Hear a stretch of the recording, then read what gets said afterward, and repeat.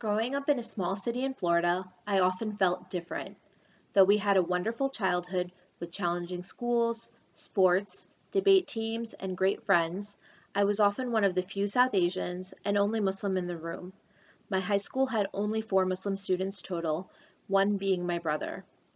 Feeling like I did not fit in happened often.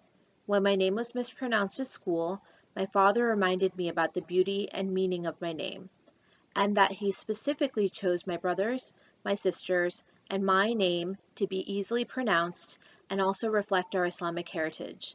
He wanted us to be confident of our identities and not feel like we had to change to fit in. He and my mother encouraged us to be proud of our mix of American and Pakistani values in many ways.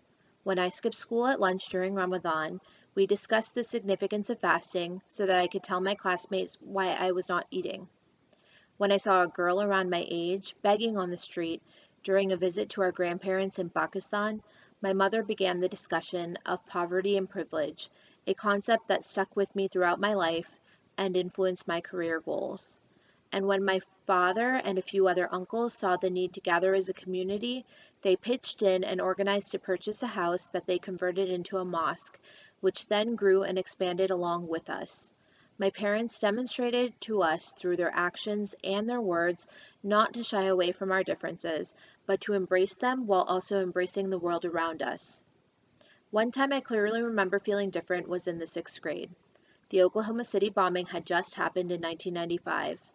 "Those were your people," a classmate of mine and my brother said to him.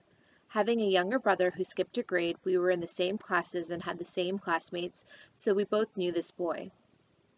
We would later find out that this boy was incorrect about his accusation, but this was our introduction to the suspicion faced by Muslim Americans after any tragic event in recent history.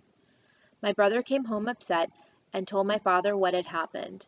My father reiterated what he would often tell us when we felt like we did not fit in. "You were born here. This is your country. You are a part of what makes this country so great, and do not let anyone else tell you otherwise." As I moved away from my hometown and into the world, these words stuck with me. Whenever I am asked, "No, where are you really from?" After 9/11, when Islamophobia was at an all-time high and changed the political course of Muslim Americans in this country, and especially after the Muslim ban, when a legislation that did not even impact me directly caused increased hysteria and hatred. At these times, I would hear my father's voice in my head, reminding me, this is my country, and it was my responsibility to do what I could to make it a better place, and I would not allow anyone to tell me otherwise. I continue to live by these words in my daily life. As a physician in training, and eventually in attending, I would treat patients who were victims of their circumstances and experienced poorer health outcomes due to systemic inequalities. In our current world, one way to create change is to elect leaders who will change the system.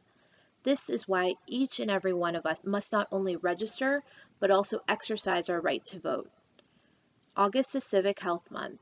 Become a partner and order a Healthy Democracy Kit to help get your patients and colleagues ready to vote at vot-er.org/kit. Together, we can make our country a better place and not let anyone else tell us otherwise.